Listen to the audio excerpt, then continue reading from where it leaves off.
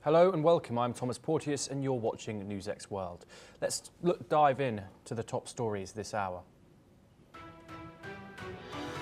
President Donald Trump says Hamas didn't want a deal as the US and Israel end peace talks in Doha. Israel will allow aid to enter Gaza by air, while the UN reports a third of Gazans are starving, with 122 deaths from hunger.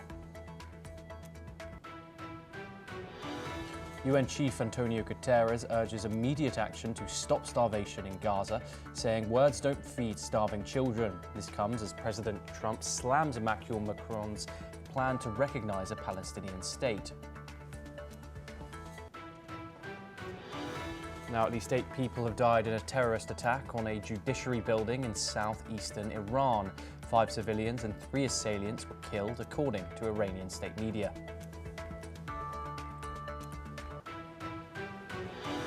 The US warns China to stop fueling Russia's aggression in Ukraine at the United Nations. China hits back, accusing Washington of shifting blame. The strikes continue and ceasefire hopes fade.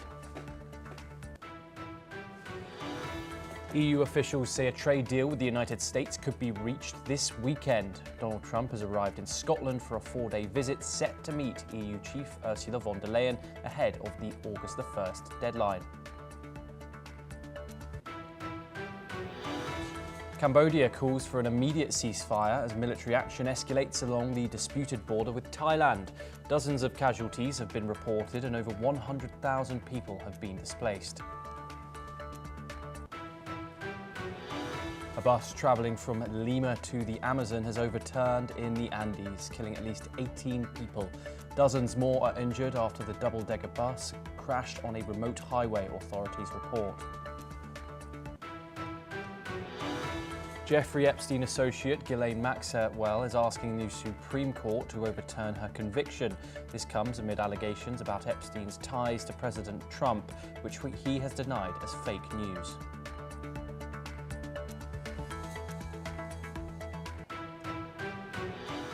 Now we start this hour in the Middle East, where at least 25 people were killed by Israeli airstrikes and gunfire overnight, according to local health officials. This comes as ceasefire talks remain stalled and Palestinians in Gaza face famine. The majority of victims were reportedly shot while waiting for aid trucks near the Zikim crossing with Israel, according to the staff at the Shifa hospital. Let's listen in to what a 75-year-old displaced resident who lost her son while he was seeking aid had to say about the situation. عشان الطحين والاكل يما بصيحوا الابات الصغار بقول لي بدي اكل يما طبعا انا اقول صغار بدي خبز يما بقول ابو يما والله يابا لو بدي اكل طول حدود لا اشوف لك كيس الطحين عشان هيك راحوا يما دبوا عليهم على الموت يما يا حبيبي يا رب احمي عليك الصغار بالصيف طبعا نهار يقول بدي خبزه طبعا نهار وبنقطع نصمام نحن يا الكبار وبنقول خذ يا ست خذ بنقسم الخبز عليهم هالقد الرغيف بنعطيه اليوم بحاله هالقد اقسم له الخبزه وبقول له خذ للعالم رسالتي يحنوا علينا ويبعدوا عنا هالموت يبعدوا عنا هالازمه بس احنا بدناش طحين احنا اي اولادنا ما تعشان الطحين يحلونا يا عمي يحلونا يا. The Israeli Defense Forces have not commented on the latest shootings. 4 Gazans were killed in strikes on an apartment building in Gaza City. According to the WAFA, the Palestinian official broadcaster, 21 people have been killed in Gaza since dawn today, including 13 of those who were seeking aid. This comes as human rights groups have warned this week that mass starvation is spreading in the Gaza Strip. We're now joined by Shruti Dasgupta, who's an international affairs expert. She joins us live from New Delhi. Thank you very much, Shruti, for joining us on the situation. Shruti, more reports of Palestinians being shot, killed while seeking aid in the Gaza Strip. Further reports from humanitarian agencies of starvation, mass starvation, which is only going to escalate as time goes on. And we've also had obvious news of Israel and the United States now withdrawing from peace talks in the Qatari capital of Doha. Do you think there's any optimism left in regards of the humanitarian situation in Gaza improving? Greetings, Thomas. Thank you for inviting me. The topic is very somber. We understand that Gaza is undergoing mass starvation.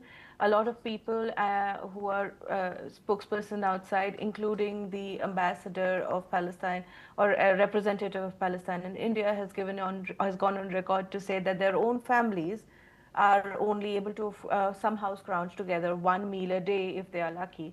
So the crisis is very real, but these shootings come from also a point of concern because when the aid is being distributed, if the crowds are not controlled, then the distributing staff come under attack as well, because it is almost animal in nature and in these times. Also, the second point is a lot of Hamas representatives try and force their way through the aid lines and take hold of the aid before it actually reaches the people of Gaza. So the shootings are there and the aid situation is very tense. They have allowed airdroppings, I believe, of UK to drop air parcels of aid. But last year when they attempted that, these very parachutes, these very aid killed 5 to 6 of them when it drops on them. And if the aid drops towards where the sea is in the water, there were reports of people being drowned while trying to collect aid. So the situation is tense, and the life loss is something that is unfortunate consequence of it. Shruti, according to the United Nations and other humanitarian agencies, there are hundreds of trucks of much needed aid. We're talking baby food here, we're talking much needed medical supplies here. We're not talking weaponry or anything like that. The UN has obviously called for operations to resume in the Gaza Strip. And now ceasefire talks have seemed to have fallen apart. Do you think there's any hope of the United Nations getting back to their established, experienced way of distributing aid in the Gaza Strip? This Gaza Humanitarian Foundation has had, seems to have, there's been real issues here in distributing aid. Some people are criticising the organisation into weaponising it even. What more can you tell us about that? Well, the talks have fallen through as of now, but according to Egypt and Qatar, who are the mediators in these talks, they say it is a temporary pause and the talks will resume, but they don't say when. For Palestinians, or at least Gazans, it cannot. This kind of truce cannot come too soon. They want it so that they can resume at least rebuilding their lives. But there also comes the question that how do you separate the Gazans from the Hamas? And that is exactly what Israel is looking for. They want to find out where this happens. And the hostage issue remains a bone of contention between the two factions, Israeli IDF as well as Hamas. The Hamas refuses to hand over all the hostages. So on the political front, this has come to a standoff where Hamas has refused to release and Israel has refused to back off from the occupied regions of Gaza. So politically, it's a standoff. On the humanitarian front, I believe on Friday, there's something called a World Central Kitchen that was allowed to resume limited cooking operations in certain parts of that area of Gaza. So there is a little bit of a hope, but there, as you said, trucks are standing with aid, but they're not letting it through because they suspect if it falls in the hands of Hamas, they will prosper, not the Gazans, and then they will resume. Right now, while Gazans are being starved, so are the Hamas. So if they get hold of this kind of aid, then they will come back stronger and harder. And the only people who pay price for Hamas is Israel. So they are definitely skeptical. As far as the Gaza Humanitarian Foundation, it has a very black record. Every time they go out to distribute aid, either the Gaza Humanitarian Foundation people themselves get killed or Gazans get killed just because they were moving suspiciously. So it's a very, very tense situation as of now. Yes, Shruti, we now move on. You are staying with us, however, to discuss more updates from the region. UK Prime Minister Keir Starmer is calling for urgent action to end the humanitarian crisis in the Gaza Strip. In a column in the Daily Mirror, Starmer said the images of starvation and desperation were utterly horrifying. He slammed the blocking of humanitarian aid to Palestinian children, calling it completely unjustifiable.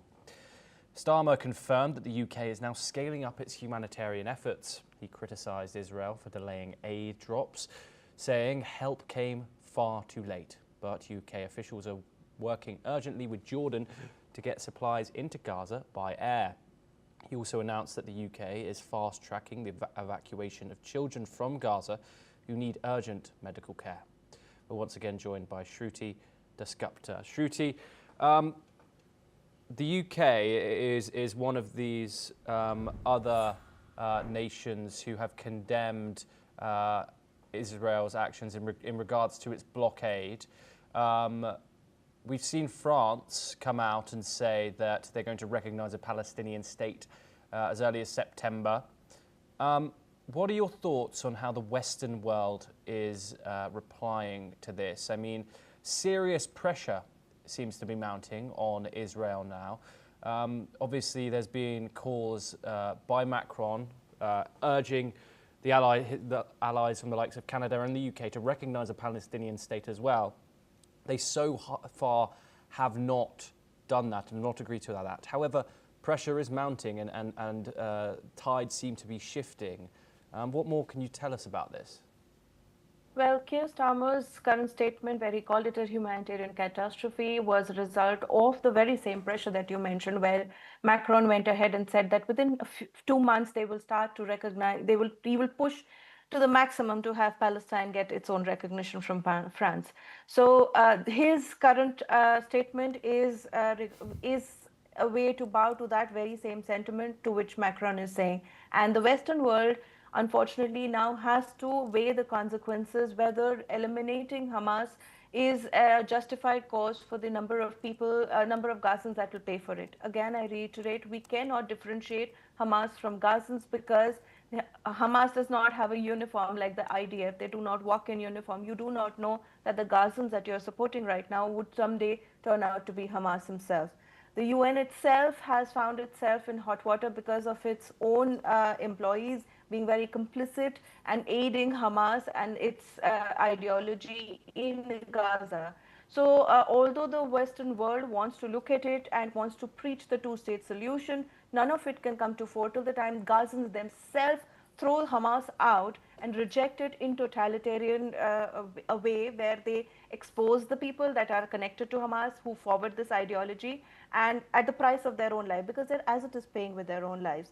So they'll have to come forth and fight for Gaza themselves. This is a fight that Gazans must fight for themselves.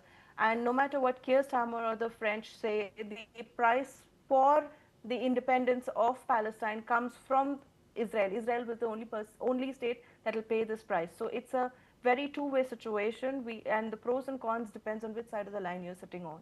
Okay, Shruti Dasgupta, thank you very much for joining us on the programme as always. We now move on over to Europe, where Russia's foreign ministry spokesperson Maria Zakharova has slammed the West, claiming peace talks over Ukraine have never been a genuine priority for them. She said if the West truly wanted peace, it would stop supplying weapons to Kyiv. Now, this statement comes after recent talks between Russian and Ukrainian officials. On the ground, Russia has seized a second village in Ukraine's Dnipropetrovsk region.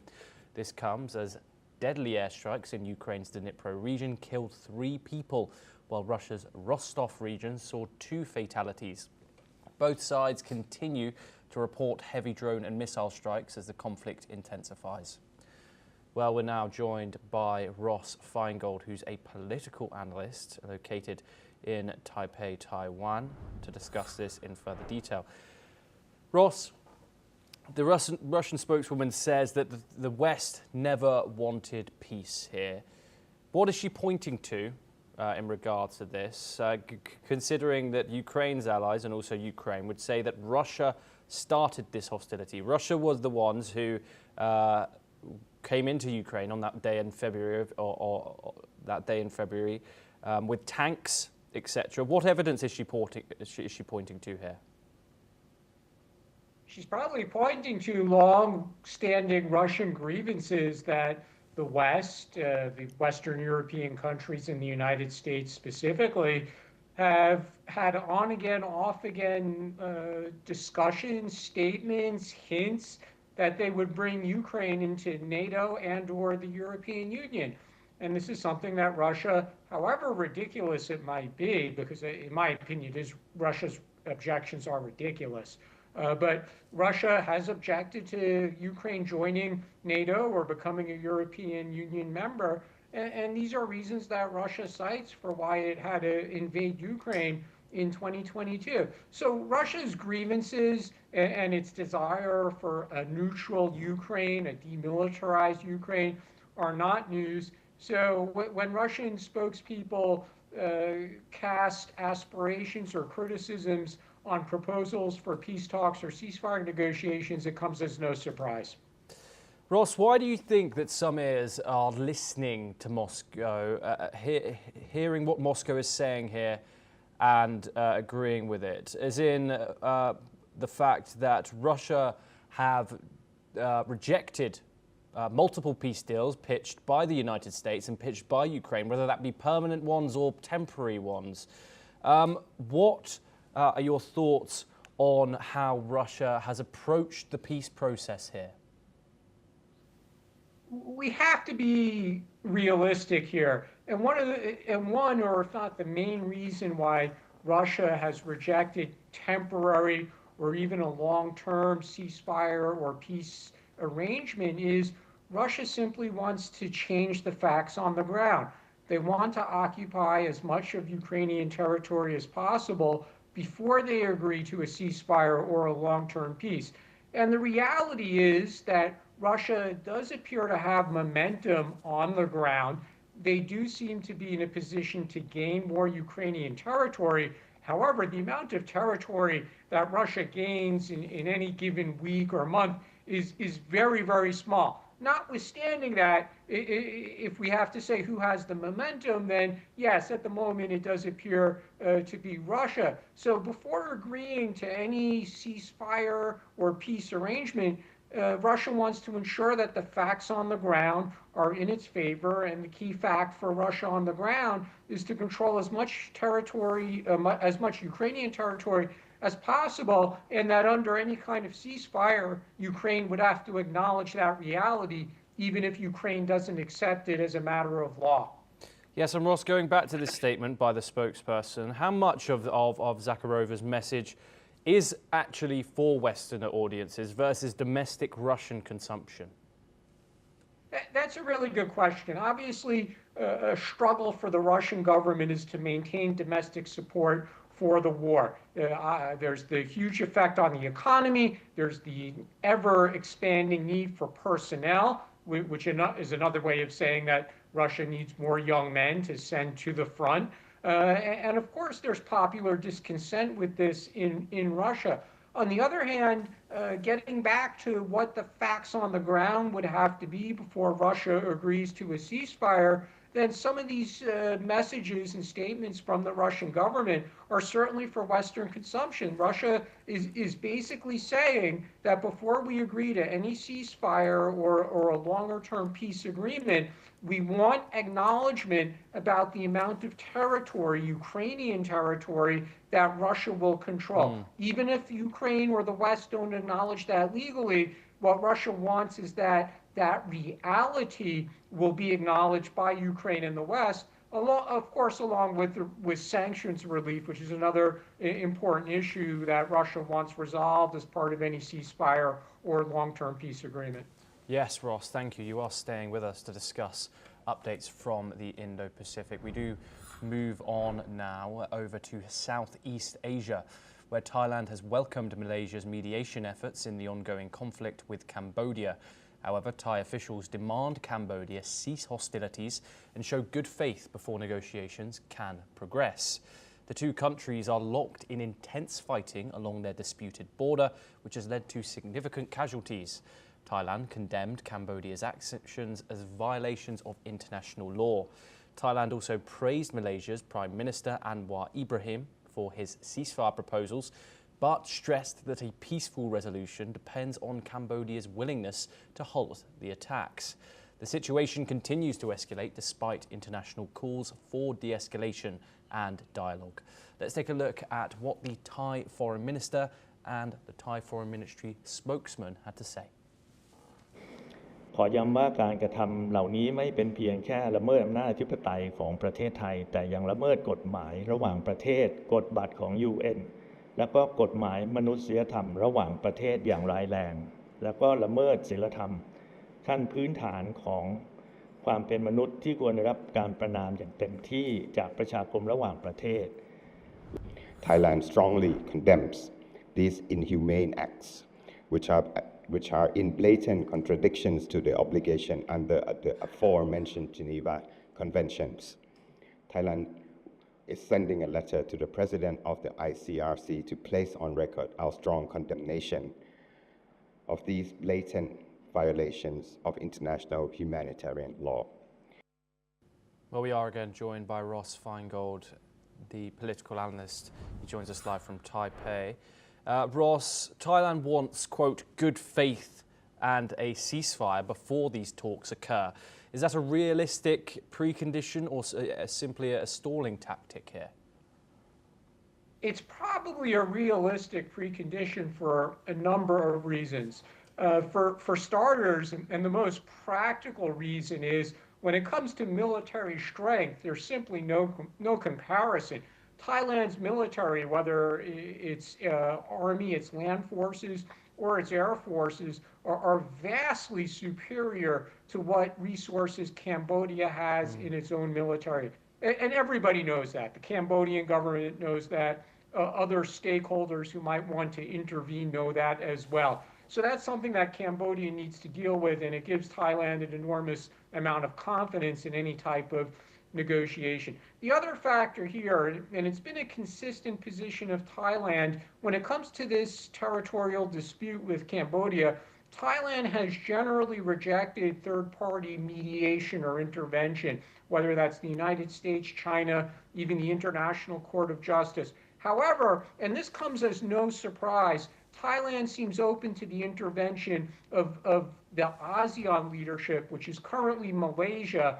And the reason why Thailand will be open to that is they know that the ASEAN as an organization, or Malaysia's prime minister as the current chair of ASEAN, they're not going to take sides. They truly will work in a mediator role. So as part of Thailand's participation and its faith in ASEAN, they seem to be welcoming the intervention of a single third party, and that's ASEAN. But when it comes to other third parties like the United Nations or the United States or even China, Thailand is resistant to that. Yes, Ross, you briefly touched on it there, but how much leverage does Malaysia really have as a mediator, and what makes Kuala Lumpur credible to both sides? Yeah, that's a great question. And the answer, again, lies in the long time, I would call it positioning of ASEAN, which is never to take sides in any disputes, either internal political disputes within its member countries or between ASEAN countries. ASEAN might play the role of a facilitator, but it never takes sides. So for that reason, Thailand might say, okay, we really don't want third-party intervention here. That's basically a non-starter for Thailand. But when it comes to ASEAN, given ASEAN's role as just simply being a facilitator and not taking sides, then Thailand might be open to that. And also, there's another factor here is whatever ASEAN's leader, and again, that's currently the Prime Minister of Malaysia, Anwar Ibrahim, tries to do, Thailand knows that they can reject it. They don't have to accept what ASEAN does, and there's no repercussions. There's no negative effect from rejecting what ASEAN tries to do. Ross, I'm very conscious of time here. However, I just want to fit this last question in. This is obviously a conflict that is very new, but however has a very deep history. However, do these border clashes risk pulling in more ASEAN states, or will the region rally behind this single mediation track? It's very unlikely that ASEAN countries would take sides. So again, that makes it more likely that ASEAN could play a mediator role. And the other interesting thing here is another important player is China, and China actually has excellent relations with both countries, so that will also be something to watch going forward. Ross Feingold, thank you very much for joining us on the programme. We now stay in the region where, according to Seoul's presidential office, South Korea's deputy prime minister will meet US Treasury Secretary Scott Bessent next week. This comes ahead of Washington's deadline to reach a trade deal. Donald Trump has threatened South Korea with a 25% tariff and is a trade deal not reached by August the 1st. Korea's Deputy Prime Minister Koo Yoon-chul and Foreign Minister Cho Hyun are scheduled to meet Bessent and US Secretary of State Marco Rubio next week. The announcement of the meeting comes as last week's 2+2 talks between Korean and American officials were cancelled due to Bessent's urgent schedule. Seoul has said that it fully committed to securing a deal before August the 1st, adding that both sides have identified shipbuilding as a key part of cooperation. South Korea, the world's second largest shipbuilder after China, has seen its shipbuilding industry become a useful bargaining chip, with Trump showing growing interest in the sector. We're now joined by Dr. Sanjay Kumar, who is a journalist for the Korea Herald. He joins us from the South Korean capital of Seoul. Dr. Kumar, thank you very much for joining us once again. What more can you tell us about the potential of this US-South Korea trade deal being signed? Agreed upon even? Yes, the agreement has still to be signed, but unofficially it has been concluded. There are some news like that in the circles here, but officially it is not announced. And to protect the automobiles and the other export materials from South Korea, like steel, there has been a concern here, like how Korea is going to deal with these negotiations. So shipbuilding has been in the center, but at the same time, agro products, especially rice and beef, had been in the center as well. And it looks like the government here looks determined to save the automobiles and steel by placing agriculture, especially beef, into the negotiations. And shipbuilding, yes, you correctly pointed out that Korea is strong, and Korean shipbuilding has been leading since decades, but recent few years China has overtook. So this is a kind of win-win thing for South Korea also, in order to restore the legacy of being #1 in shipbuilding. These shipbuilding, rice and beef, they are going to be on the cards from the South Korean side. But in any case, some agreement has to be done by 1st of August. This is the common understanding of South Korean administrations. Yes, Dr. Sanjay Kumar, apologies, we have ran out of time. Thank you very much for joining us, and we will keep you updated on the potential of that US-South Korea trade deal